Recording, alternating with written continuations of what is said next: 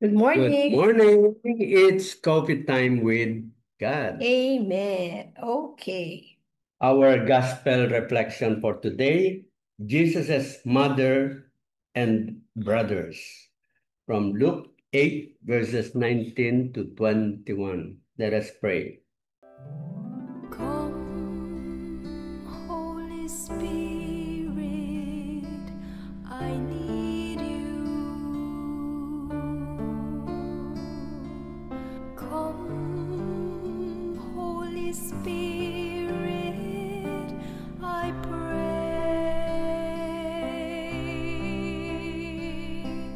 Come with your strength and your power. Come in your own special way. A reading from the Holy Gospel according to Luke. The mother of Jesus and his brothers came to him, but were unable to join him because of the crowd. He was told, "Your mother and your brothers are standing outside and they wish to see you." He said to them in reply, "My mother and my brothers are those who hear the word of God and act on it." The Gospel of the Lord. Praise To the you, Lord Lord Jesus Jesus Christ. Christ. Okay. Ako yung hear the word and act on it. Very clear dito na parang dinidistinguish ni Jesus kung sino ba yung talagang mahalaga sa Diyos, no? Sa Ama natin. So, hindi lang porket kamag-anak niya, yun na yung gusto ni God.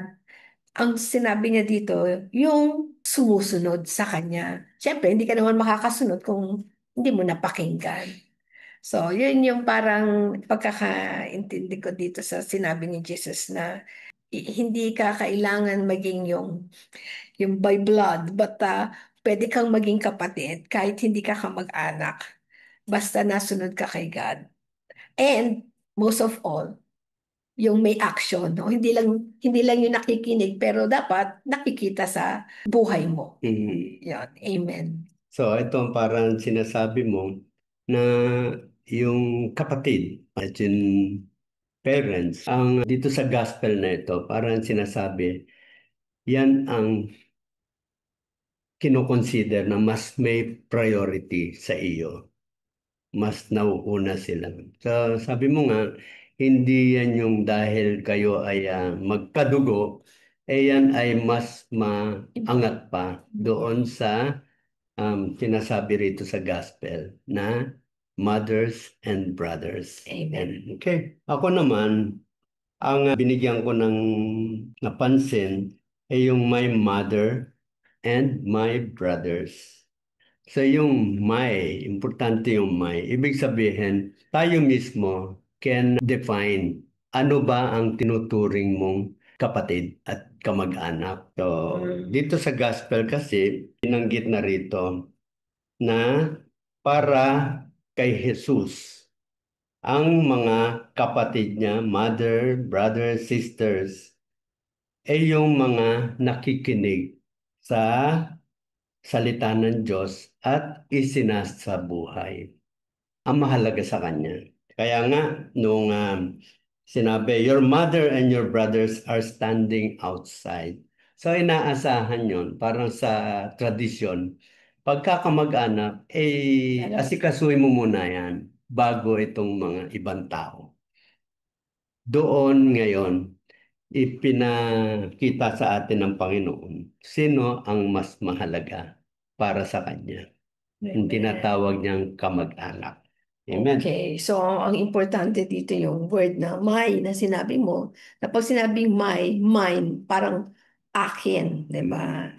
Personal. Mhm. No, pag sinabing personal, it is something special. Pag dito kay Jesus, ang something special sa kanya is the person, no, whether kamag-anak o hindi, the person who is hearing the word of God and isinasabuhay niya yung kanyang Yan. narinig. Yan. Amen. Okay. Okay, sa ang parang message sa akin, sa atin dito, no? Kasi ako very ano ako sa ano yung realistic na problema ng tao. Kasi yan talaga yung, di ba minsan pag nagbabasa tayo ng Word of God, normally yung mga ano yan mga may problema, yung may tanong sa buhay. So, ewan ko kung bakit yun lagi yung parang nafe-feel ko na message ni God sa mga taong talagang may problema. Ito is another positive one, no? Another joy to give us. Kasi hindi mo pwedeng sabihin na hindi ka papakinggan ni God, no?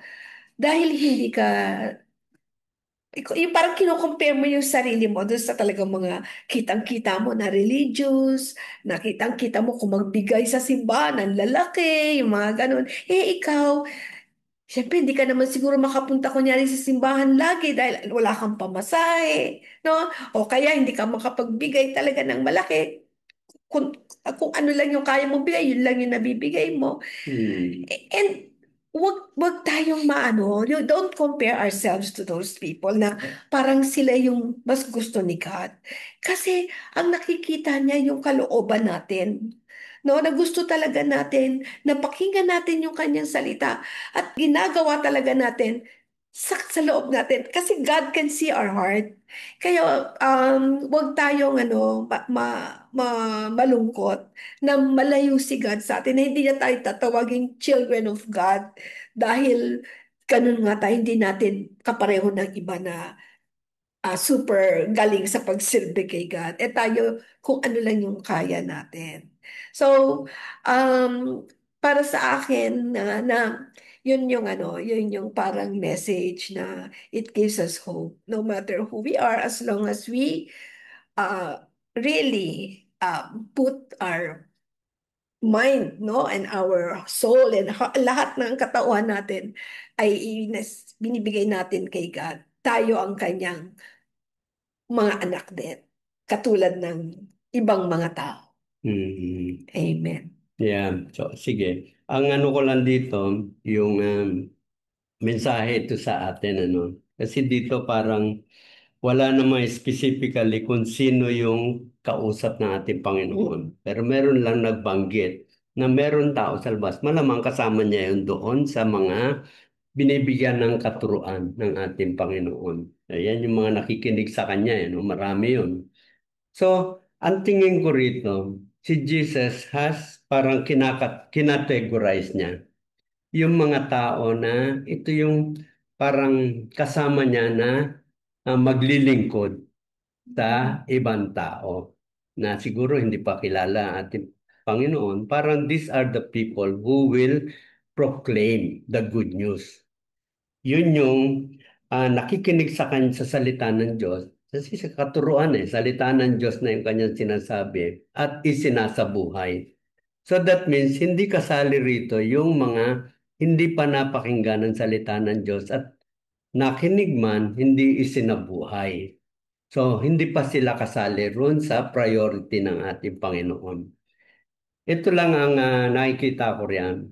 Kasi ito ay binibigyan niya ng panahon sa pagtuturo, no? At ma, ma, makilala nila ng gusto ang ating Panginoon. So they are my relative, my mother, my brothers and sisters. Yan yung binibigyan niya ng panahon because these are the people na kasama niya ngayon magpapalaganap ng mabuting balita. But the other group na sabi nga, hindi pa nakikinig or hindi pa talagang gustong gawin kung ano ang kalooban ng Diyos, they are the recipient ng ating mga ginagawa. Di ba?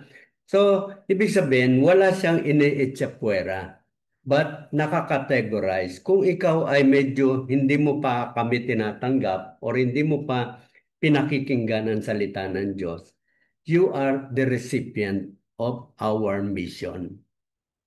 Yun yung nakikita ang diferensya. Kasi hindi mo naman nga pwedeng sabihin, lahat kayo ay kamag-anak ko. When Jesus said that lahat ay kamag-anak ko, they are the people who will help or embrace the mission of our Lord Jesus. Amen. Okay. Diba? Example lang, doon sa ating kapihan na naman. Sa kapihan, everyone are welcome. So meron pumupunta ron na ang gusto lang talaga ay magkape, no? Tapos nakikinig siya pero hindi niya ginagawa. So they are the people that we expect na pumunta rito so that they will continuously receive the Word of God at maunawaan nila and eventually they will act on it. Pero hindi sila yung talagang sasabihin natin na iinechepwera sila. They are all welcome. Alam mo, ang daming madaming, meron din ako nakita na comparison din, parang pwede maging message na dun din sa kapihan. Yun naman, kunyari, di ba, may iba-ibang klaseng tao po kasi yung nandoon. At meron ding mga servants. So, syempre, meron tayong hindi naman natin meron tayong mga, parang lagi na nating kasama, di ba? Lagi na nating kasama doon. Parang nasanay na tayo na pagkasama natin sa stable, parang very confident na tayo, ganun. Pagkatapos, mayroong mga dumating na mga bago. 'Di ba? Pagkatapos dumating sila sa mga bago, siyempre, wala silang alam doon sa nangyayari doon. Ngayon, ito yung reverse naman. Ngayon, itong mga kasama natin, lalo na yung mga servants, alam na natin alam na nila yan kung ano. Hindi porket tayo ay magka-group, hindi ko na yun papansinin. 'Di ba? So, iiwan ko kayo, pupunta na ako doon.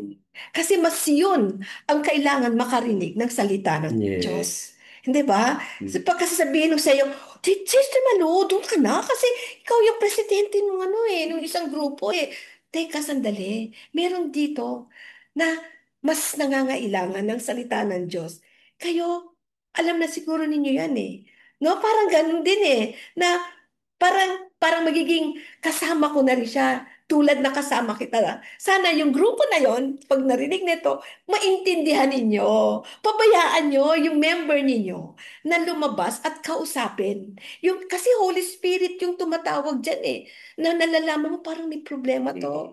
Parang may kausap to. Iiwan ko muna kayo ha. Diyan na muna kayo.